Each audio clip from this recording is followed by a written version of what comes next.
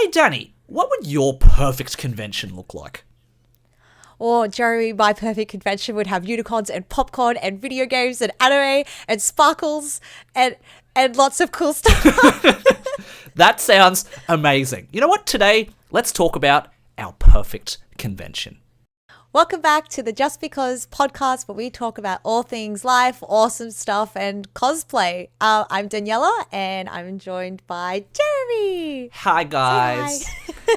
Yeah, as you can see, we're back again. It's been a little bit of a break again, but that's fine. We've got some cool stuff. So this one was proposed a good topic, which is talking about what is going to be our dream convention. Danny, Yeah. we've seen a lot of conventions over the years. We've seen some good stuff. We've seen some bad stuff. So what about you and I put our heads together and we'll make the best convention ever that, The greatest. the greatest convention. But before we get stuck in and whatever you guys think would make it for a good convention, what we would like to do is, again, we forgot this last time. I'm sorry. We've got a Patreon, guys. It's called the JustBeCos Cosplay Podcast Patreon. For the cost of a cup of coffee, Australian dollars, you can join our Patreon. We are actually rejigging it, and it's going to become something huge really soon. So get in while you can. But more news about that very soon. For now, let's make a convention. Danny, what are we calling it? Oh, the name? Straight off the Straight bat. up. What would we call gosh. the best convention ever?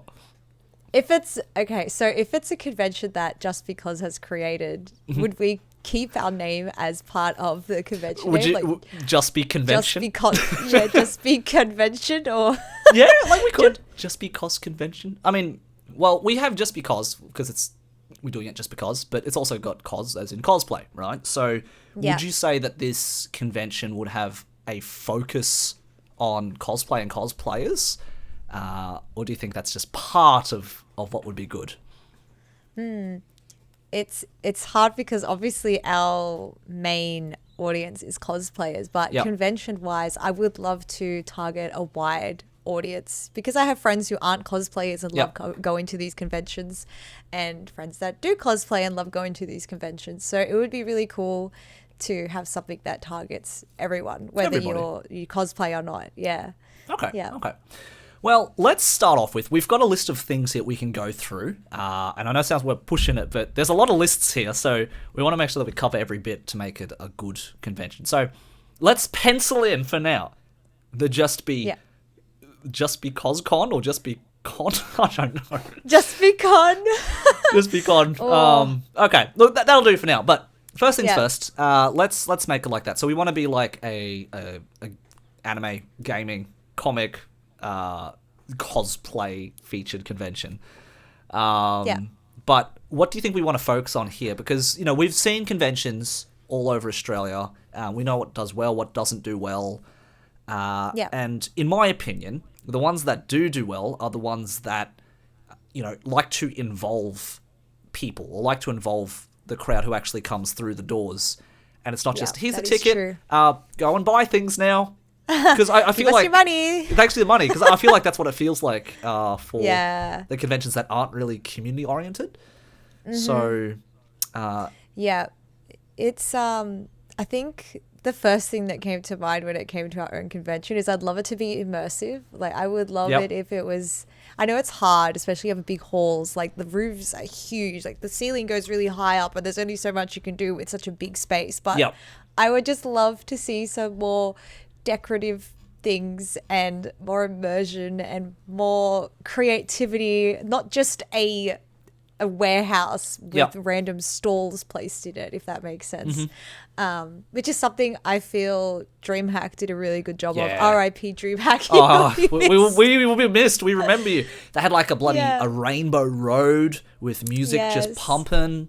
They had different parts of DreamHack just kind of decked out with just decorations. There were banners. I think PAX does very well with, you know, dropping banners from the ceiling, and you've got big booths that decorate the area. So you're right in that way, in that it makes it feel like immersive. There's things that have been built specifically to create that atmosphere. So I know it's hard though, because it costs, like, these conventions obviously cost a lot of money.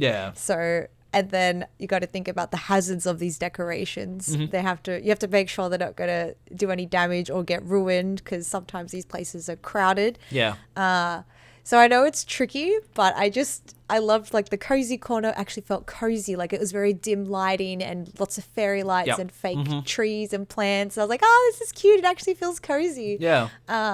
And same with when you go to the arcade, you go down these stairs and it's all neon lights and it's all like, it's all like tech looking.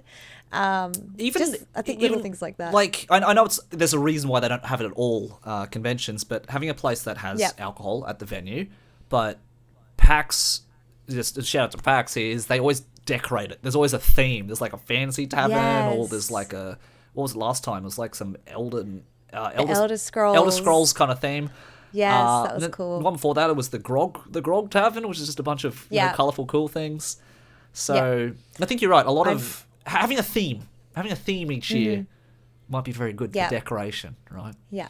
And even though those areas were so good, I know some people still expected more, even though they already looked really cool. Like people were like, oh, Elder Scrolls, I want to feel like I'm in the tavern of Elder Scrolls, like of Skyrim or Elder Scrolls Oblivion. I want to feel like that's what it is. When you think the Elder Scrolls like tavern or bar, you think of the game. But when it's just like a few barrels and a little cutout, it's like, yeah, that's cute, but it's not as much. It's like people want more. People want more.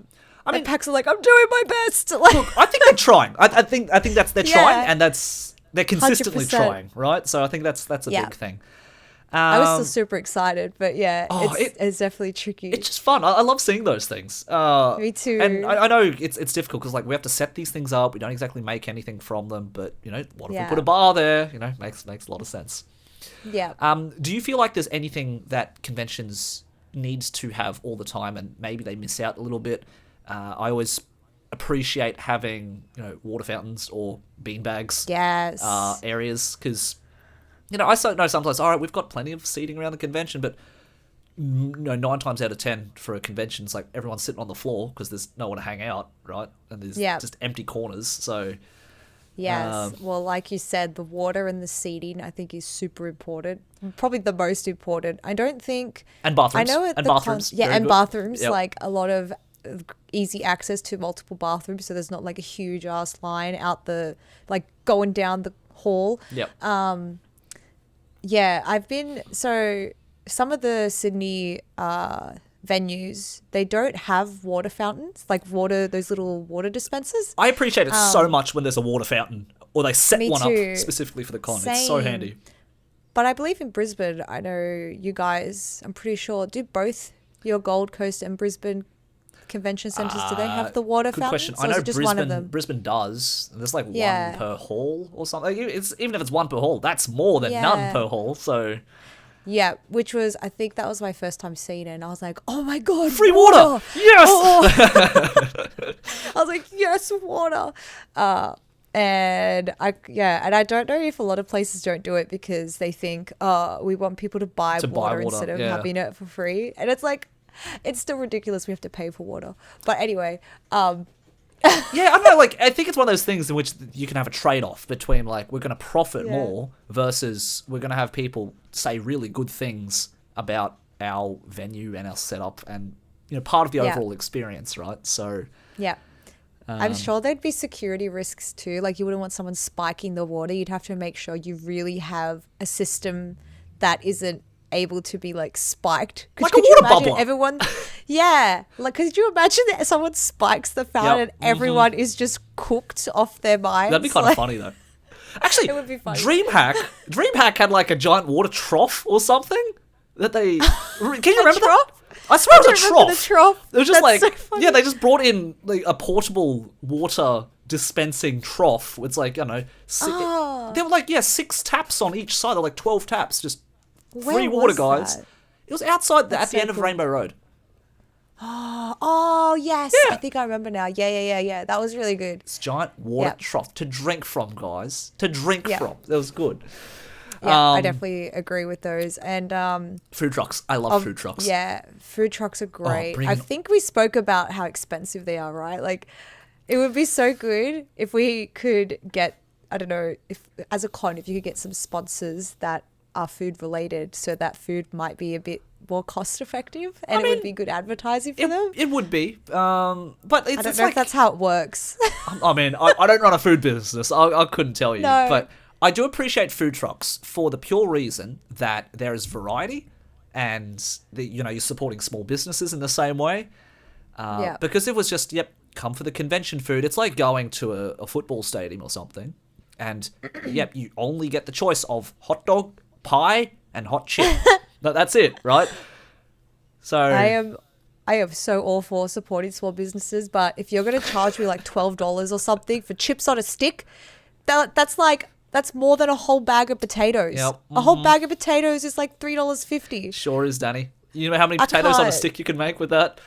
Oh, maybe it's the like South American in me who's like, food is, plentiful and you can buy it and it's easy to cook. Would you get like the flip flop to the back of your head if you got caught buying a $12 potato on a stick? Like, Daniella, how could you? Yeah, because like I know my dad would like never buy takeaway. It was always cooking, and he's a good cook. So me and Byron, anytime we go to a con, we map out where the closest convenience stores are. It's and smart. If they're not close by, we buy food before the con so that we don't have to spend ridiculous amounts of money. It's very smart what you guys do. Like, because I stayed with Danny and Byron for AvCon, and I saved money. I actually saved money. It was fantastic because we kind of ate locally. We cooked. We got a midnight pizza kind of thing. So it was good. So like it's good ways to save money. But part of me is like, I just want to go to the con and just enjoy the experience. Don't have to worry about money. But I'm not rich. Yeah. So I have to think about these things, right? Yeah. So. Because I love it when they have those little stalls at cons that give out free energy drinks. I haven't seen them in a while. You know what makes a good con? Freebies. Yes. Right? There's been free popcorn before Free once popcorn. in the past. You remember free Mountain Dew Energized when that first came out? They were handing those out like candy. Yeah. And I'm assuming the free popcorn was because they, like, this company was like, we can profit off here. This is good advertising for us. Let's get them to try our product. And if they want more, they can buy it. I'm like, that's smart. But I remember those things. I remember the free food. We do. We remember these things. I don't know if you remember, like, the early days of Supernova. The bag they give to you as you enter? Yes. It actually used to have stuff in it, not just, like, pamphlets. Yes. Right? Do they still give bags? They still give the bag out. It's just got, like, a map. And, I don't know, whoever's advertising something on a pamphlet. But I haven't seen these bags in so long. They still exist. But I just don't get them. Oh, you shouldn't. Like, there's no need for them because there's nothing in it. But once upon a time, I remember they had, like, trading cards for, like, the Shaman King game they're trying to promote. They had free samples for the Garnier Fructus, I don't know, manga hair gel or something. Sometimes there might be a little Japanese I think I got snack. mascara once, Yeah, like, they actually really had stuff. And it definitely made me go like, yeah, wow, this con's awesome. Because that's what the people want to see. You hearing this convention, people? We want the freebies, right? Yeah. I think that's what makes PAX really fun. Because there are all these places like Logitech and Razer and stuff like that. And once in a while, it's like, yeah, free hats. Woo! Yeah. Free cap keys. Woo! Like, just... Yeah.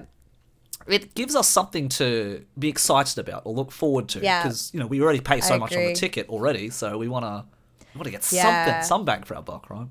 Yeah, and then someplace you got to pay for, autographs as well, and it's like, buy money. But again, I don't own a company that makes enough that I could just afford to give out freebies. So how much is that worth? I got no idea. So I don't know. Maybe the return on investment wasn't that good, so they stopped doing the freebies.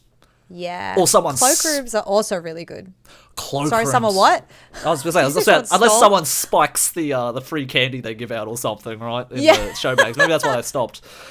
But cloakrooms, yes. Maybe. Cloakrooms are super important. I think most cons have it now. I can't really think of one that doesn't have a cloakroom. I know there are some that make you pay, which I'm like, that kind of sucks. But most of the ones I've been to don't charge. Like, I know PAX doesn't charge. I don't believe TGX charged. And trying to think, I don't think DreamHack charged either.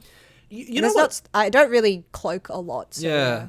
You know what it is, though? Because I think if you were to add all these extra features, like a cloakroom or have some freebies or a repair booth for cosplay, which is run by the con or something, or you have all these extra features. I don't think people would mind paying the extra $10 admission or something, or 10, 15, right? Because if it means, you just type it saying, you get all these extra things included, we have all these, features.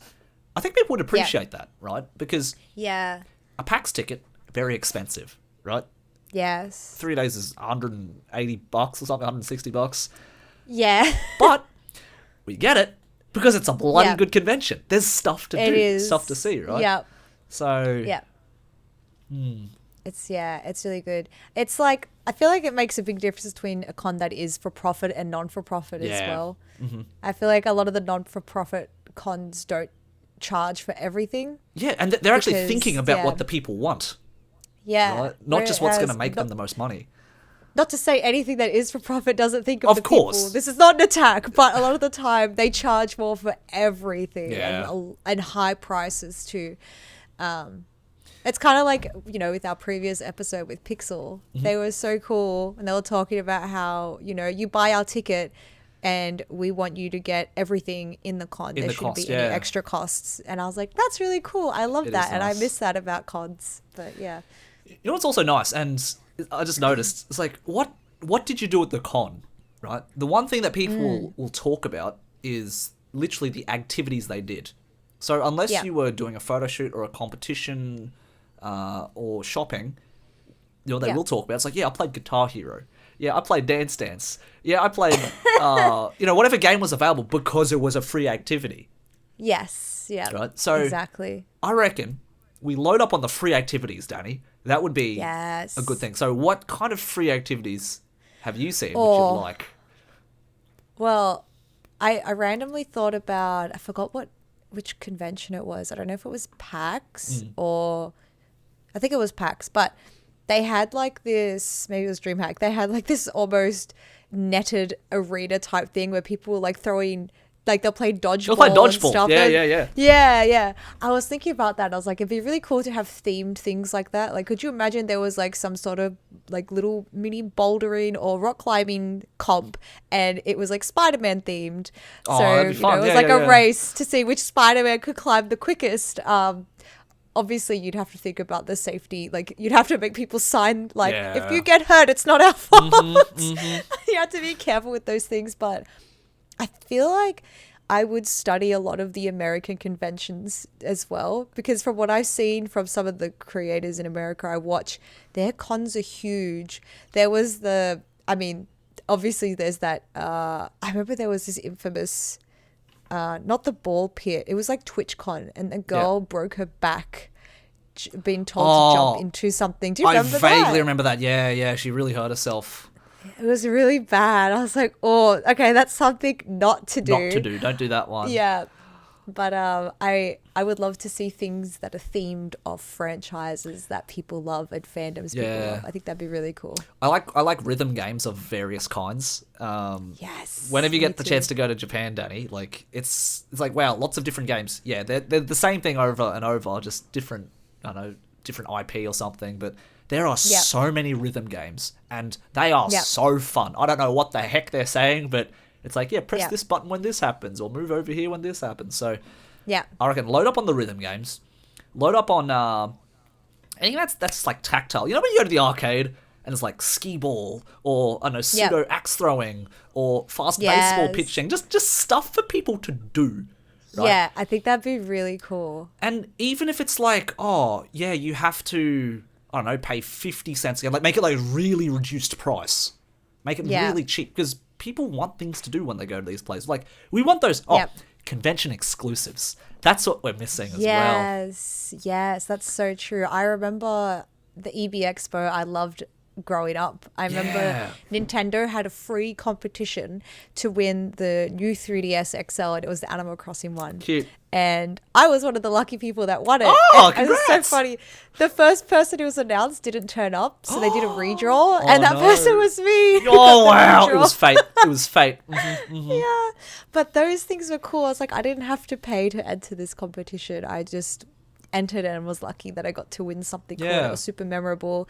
And I remember the Evil Within, the way they advertised the game was you went through this like maze that was scary. It was set up to be like the game, and one of the people was dressed as one of the enemies in the game, and he just starts slamming his axe on the table, starts chasing you through it. I shat bricks. I kid you not. I was so scared. But when you exit, it opens into where you can test the game. And I thought that was really cool. It was like, oh my God, that's so immersive. Like, I love this game now. I want to play it. Yeah. It's stuff like that we actually remember, right? Like, that's the kind of stuff we remember. And you know, I don't know if the cost is like, oh, we have to hire someone. We'll hire them if it's going to make it that much of a better experience. Because this is the stuff we remember from a con, not just like, oh, what was there to do? Oh, nothing. You walked around in shops for a bit. You know, people want stuff to like physically do. I think that's the fun in it. So I agree. And I was just going to say things that cosplayers could get involved with. I feel like Illustrious is already doing it a bit, but it would be cool. You know how they have those pop-ups you can take photos with in front of? Mm-hmm. It'd be really cool if cosplayers like rented out some of their props or little like coats and stuff for people to put on when they're posing in front of the cutouts. I think that'd be really cool. Like, I see it. Mm-hmm. A lot of the time you're just posing in your normie clothes, but it'd be cool if they had like a little box of like, you know, fake axe and a little robe or like a little helmet, and you could just put on like some kid. But obviously there's a lot of like sanitary risks in that. You but know I what? Think that'd be cool. You know what I thought, and any con who's listening in, hear me out. This is a win-win for everybody involved. Ooh. So you have, I don't know, a display for the newest anime, whatever it is. So I remember going back to Smash in 2019 or whatever it was. There was the Rising of the Shield Hero, right? Oh, yes. And they had cardboard cutouts of the characters and like this little fancy thing. Yes. But also the producer was there too. So I didn't know that. So me and a friend, we duoed and we were cosplaying from Shield Hero. So we got a picture with the producer, and I was like, here, man, hold my shield. You can be Naofumi for a little bit. And yeah, we took a photo together, and he signed a picture and stuff. But it actually was like, well, the draw here is it's something interactive and fun that people can do.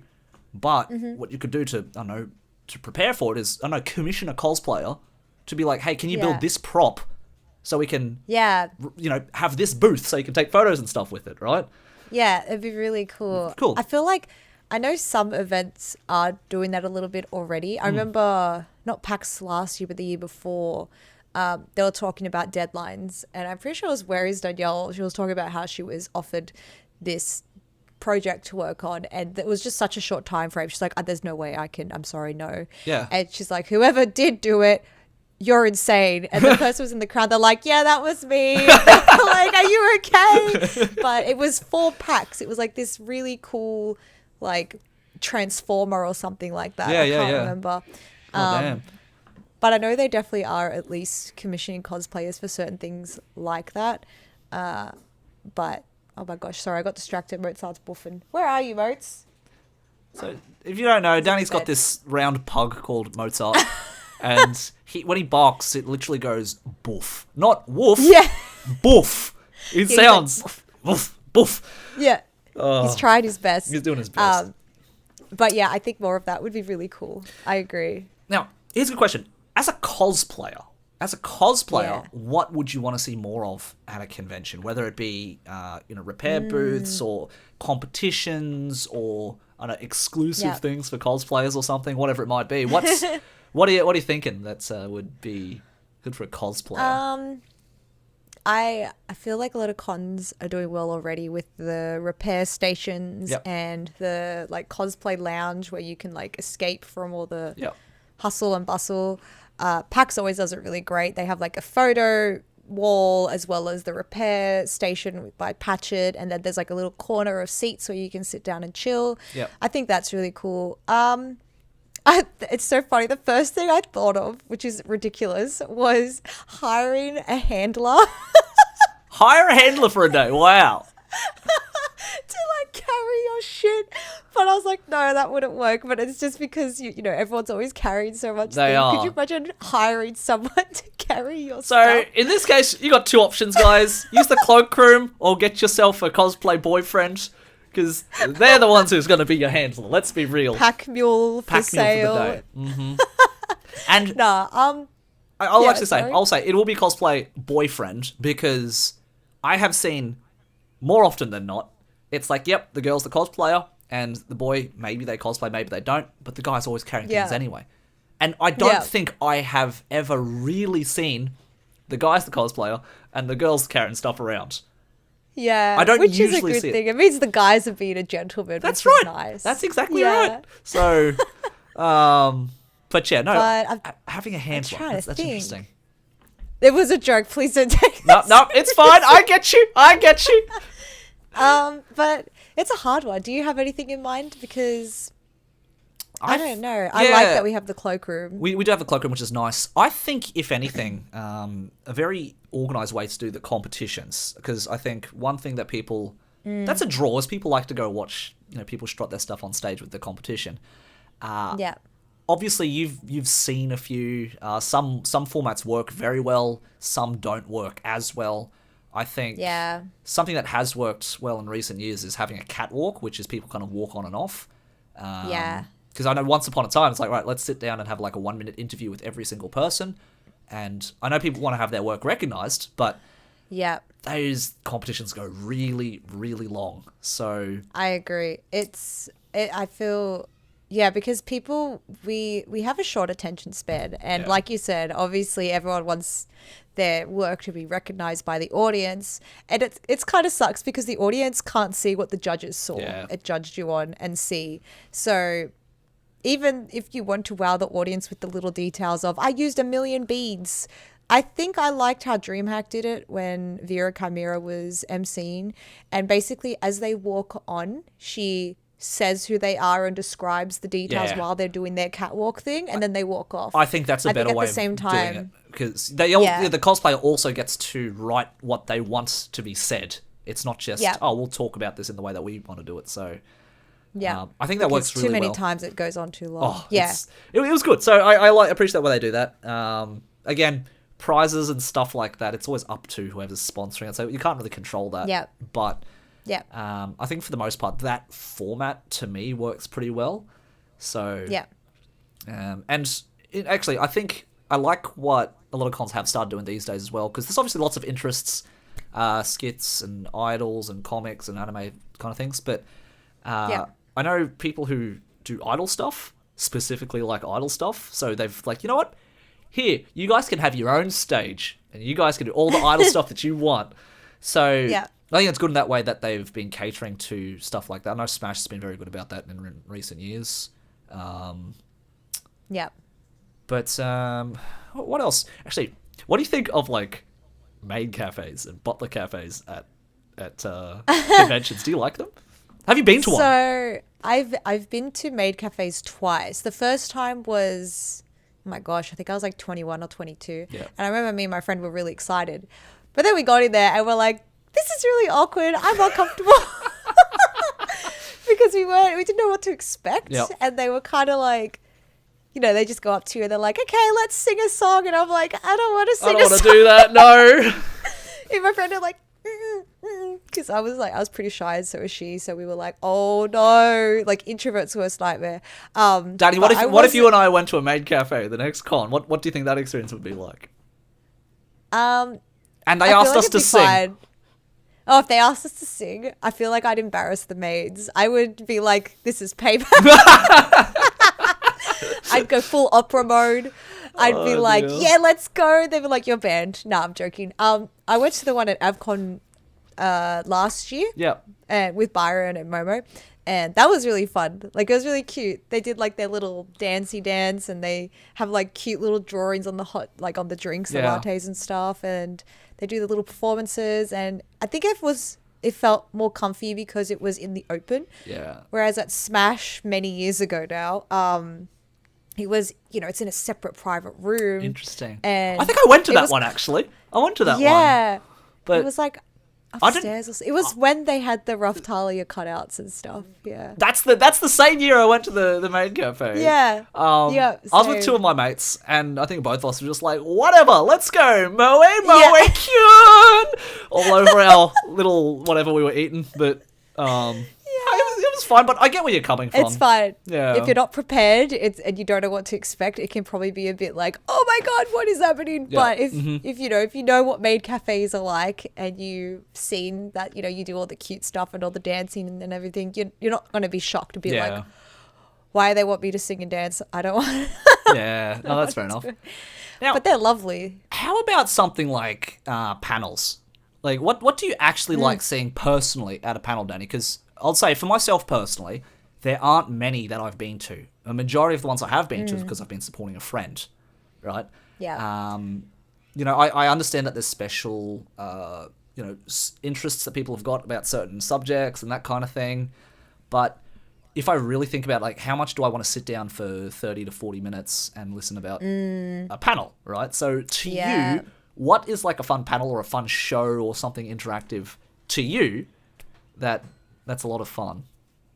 For me, so I don't know if people call them fun, but I really enjoy going to educational panels. Yep. So like last year and the year before with PAX, for instance, the panels that I went to were in regards to a lot of the professional cosplayers and what it's like competing and what it's like working in cosplay, because I wanted to do that. And I was like, I'm curious, and I could ask questions and I could learn about what their life was like, because it was something I wanted to get into. And I also went to the Lumens workshop, their panel, and they were just talking about their products and how to use them and different ways of using EVA foam. Yeah, I found that very interesting, because I like crafting. I like knowing different ways to do things. Yeah, and a lot of things I'm like, oh yeah, I knew that. And then other things it's like, I had no idea. I've been doing it wrong this whole time. But so I like educational ones. Entertaining ones I feel can be a bit tricky to do, because sometimes they're too personal, where you're like, I don't understand the joke here. This is my particular ship that I want to talk about in Shrek. Now, you guys need to listen up about why I think Donkey should be paired with Shrek, okay? So, at least everyone knows Shrek. That one would probably be more funny. That actually might be pretty fun, depending on how you go. But I think Hear Me Out things are funny too. Because being on the entertaining ones are great fun. But as an audience member, sometimes you're like, I don't understand what this means. So obviously you have to, it's hard. But I do like them. What did you think about, because the first time I've been something like that, what did you think about the 18 plus night at AvCon in the evening? I know a lot of cons in America do something very similar, where it's just to make a massive party, everyone has drinks and stuff. Do you think that should become more of a regular thing in I guess Australian cons, or at the JustBeCon? Would there be an after dark section? What do you reckon? I feel like it would be pretty cool, or even have an area that is closed off for 18 plus only at a convention, kind of like what Smash did with their 18 plus artist alley area, where you had to show ID to get in. Like, that could be really cool, and PAX have it with their bar and stuff. But I feel like I would love to see more immersion with those kind of things, like maybe even hire cosplayers to cosplay certain characters and do some sort of funny, like, lewd things. Like, I remember, think of all the, like, so when I don't know, for any of the girls listening, when you go to a hen's night, the games are wild. Okay, I've never been to one. So Danny, tell us about these hen's night games. Well, I remember one game was you had to blow up a balloon in your favorite sex position. Wow, that sounds and it was really funny pretty good, because everyone's just in these weird positions, and you couldn't, like, sometimes they were like, yeah, you can use your hands, and then as people were like disqualified, they'd be like, okay, no hands, and then you'd be trying to blow up this balloon with no hands. I don't think I can even do that at all, because you have to breathe in, blow it up, and then when you try to take another breath, you'd have to breathe in the air that you just exhaled. So, oh god. And there's all sorts of, like, fun things you can do that are amusing. Like, they don't have to be overly in your face sexual to involve people and laugh and have a good giggle. Like, that was just like a heads up. There were people's parents there that were just like, old ladies, having mums, a good time, just cackling away. And it was good fun. And like, pin the tail on, or pin the underwear on some sort of character kind of thing. Like, I think more like games and that interactive things, the crowd, just like randomly placed throughout, and would be really cool. That would be really fun. That's interesting. I really like that idea. But here we go. Interactivity. That's what the people want, right? I It's also so just important. remembered something for cosplayers is, you know how there's like an artist alley and people always doing that kind of thing, and we get that. But I also think that there should be like a cosplay section. So I recently just went to the CMC in Brisbane, which is like the Oh yeah. recycled. It was a bit smaller this year, Yeah. but it's really good because everyone's just either getting rid of their old stuff. It could be old cosplayers, old wigs, but also like their old anime figures, stuff they didn't need. And I think that's what people like. It's like Facebook Marketplace, just in person. It's so good. I really want to go. So I think having more of those, and you know, you could even sell for a convention, just sell those tables at a discounted rate, because these guys aren't like commercially selling stuff. They're just literally, it's like a car boot sale for their secondhand stuff. So Yeah. something like that would be really cool. Or even I agree. having something that would, you know, people who do sell their props or old fabrics or you know, whatever cosplay business that you're up to, you're taking on commissions or you're printing. I think just having a section. Yes. Specifically for like cosplay shopping, I think would be really fun. Could even just hire CMC to like have their own booth area where cosplayers could come and resell things. They do have a booth. They've been at Smash the last couple of years. Yeah, I've seen them, but it's more advertising CMC. It's not that people can like come and buy and sell their stuff yet. It'd be cool to expand it. Yeah, it is tough. Like it's hard to organize. Well, it's like, oh, cool. So we'll take this to the con. How much are you sending with us? Oh, you want to sell 5 wigs? How do we remember that these 5 wigs are yours specifically? Like I know there's a few bit of logistics involved, but yeah, it'd be hard. They'd have to advertise that they're like, you know, if you want to be part of us at this con, apply. I mean, even if it's just like I said, a convention who has a second-hand goods section, I suppose. I think that would be really cool. So yeah, I think that'd be really nice. People just bring their own stuff. What do you think about the community involvement and social spaces and stuff like that? Because we've talked about you know, having a cosplay repair station, but do you reckon there should be, you know, designated sections or people or designated? I know we already do like meetups for certain fandoms, fandoms and stuff. I know Oz Comic Con has those. Yeah, it'd be. I know. For instance, like ANZ creators, they have meetups at cons at sometimes, and a few other little like community groups do it. And some people, I feel like the community scene is pretty good, like people playing group cosplays and group meetups and stuff. But social spaces, I don't think I've really seen that much. Does that mean like a space for certain communities to like hire for their meetups? Yeah, maybe for a meetup or something, like a designated space. So it's like, oh, let's meet in front of the fountain right next to the front door kind of thing. Like, it's not bad. Yeah. It's funny I think about that though, because I remember it definitely was at PAX maybe 2 years ago. Especially like, Baldur's Gate 3 meetup. And if you went to the wrong room or you were there like 5 minutes late, it's like, oh, no one here. Yep, I'm just going to move on.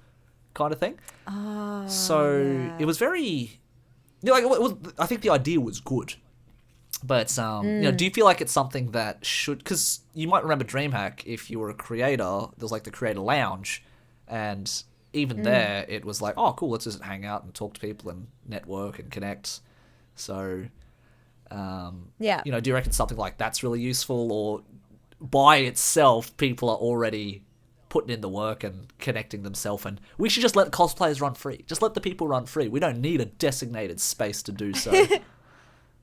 Yeah, I do think creator lounges or media lounges, they do make you feel important and special, and it makes you, sometimes it can be motivation and encouragement for people to work hard for what they have. Like, oh, they're giving me so much, I better return the, you know, the favor. Absolutely. Good content and good work. So I think those things are good. I'm trying to remember what else you said. That's okay. Like, I'd also like the idea, especially in recent recent years, a lot of cons have started doing it, is the creator passes, right?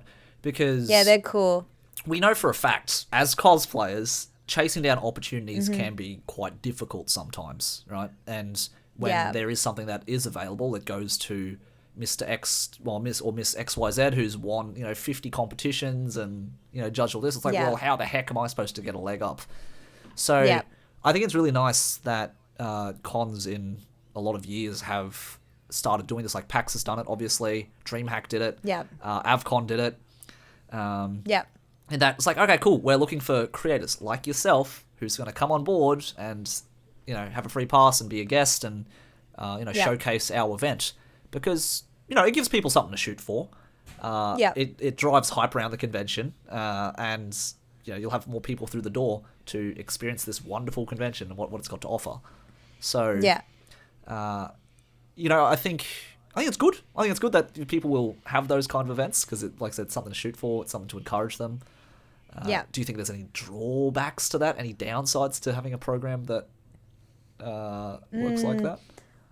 I feel like the only downside is some people who are feeling entitled and not putting in the work. Yeah. Because, a lot of people, and I get it, it's expensive to go to conventions. So a lot of the time people are like, I'm only going if I get creator. Yeah. I'm like, look, I get it. We can't afford to go to like 20 conventions a year. It's hard and expensive and we only have so much time. But in saying that, I would hope that you're willing to put in the effort and time for the convention. Yeah. Because they're doing their best to a degree. Yeah, they're doing their best to keep you involved. But otherwise, like, as an opportunity, I think it's great. Yeah. I think the only downside is just people abusing the pass. Yeah. I mean, I don't think it's the convention's fault whatsoever. No. I think they're doing a pretty good job of, giving away what needs to be given away. And, Given done and but yeah, I think they're doing a pretty good job. It's hard. But I think it's like you said, it can be a bit tricky when people kind of look at it like an entitled thing or they it's like they're owed something. But I don't think that's the fault of the con. It's like, well, look, man, it's just like a competition. Not everyone's gonna win, so take it as it is and just keep doing your best, and good things will happen to those who keep doing their best. So agreed. Do you think? I know everyone does their best as well, but we've put another down thing about tech, right? Moving into the future, the space age. What do you think is something that you reckon cons could or should adopt? Because we've moved away from I had to walk to Ticketek in person to buy a ticket. God. And now print it from your computer. Print it. Yeah. But now I don't even have to print it. I just buy it on my phone and scan a code, which is pretty neat. So good. Yeah. Is there anything there? Something I thought that was really cool that DreamHack did was that they had like what are they called? They're like the gates, like the ticket gates that you scan and you can walk through. And then security was good. They actually checked every bag. Yeah. And I know that could be time consuming, but I think about it randomly, how many unchecked bags get into conventions and how scary and bad those situations could turn out especially if the cosplay scene in Australia gets bigger and bigger. Yeah. There's going to be more risks involved. So I really liked that DreamHack was very like big and on top of their security. I liked that you could scan your ticket. Yep. Tech outside of the ticketing thing, I think most cons do it really well, but I would love to see a tech guy at every single panel, room and booth, and having enough staff for everything related to technology. Someone on standby for any time something tech related goes wrong. I know that's tricky though, because a lot of the time they're volunteers or it's not in the budget to have so many people. But Well, I mean, I think that's something that should be in the budget, which I think why PAX does it so well and why it's so expensive is because they pay people. They pay the people who are working there. Because it's also going to give you like, well, if I'm going to spend most of my weekend running this thing, I get paid for it. Excellent. If it's a volunteer position, part of you might be like, why am I doing this again? But, it's, as we've talked about with volunteer positions at cons, people do it for different reasons. Some for the experience, some do it for, to meet people, but... I don't think there's one right way of going about it. So, one last thing I wanted to mention, Danny, which I thought was a really good idea. Obviously, people like meeting people. We like hanging out. And I got this idea because I just thought of when I went to WCS, everyone was staying in the same hotel, and downstairs in the common room, we all kind of, went there to last minute finish off our stuff. So, I was thinking, one thing we could add is the night before the convention or something, I don't know, maybe there's this place where people can just come in just to work on cosplay, maybe there's like free drinks, free garlic bread, free Yes. free whatever kind of thing, and it's just a good, communal space. So I like that. yeah, having communal spaces, I think, is just something that people can look forward to more than anything else. So no pressure. Yeah, I agree. I Yeah. love that. But look, we'll make a little bit of a shorter one today because I know we've all got stuff to do and that's fine. But that there is our dream convention, the Just Be convention. If it was to become a real thing, we'll go into details more. But yeah, I know. But if you guys thought there was something else that we missed, let us know. If you're thinking we came up with a good idea, let us know. But other than that, that's pretty much it for this week. We will talk again soon. And Danny, I'll talk to you next week. Hey? See you next week. See you next week, guys. You. All right, Thanks, bye. Guys. Bye.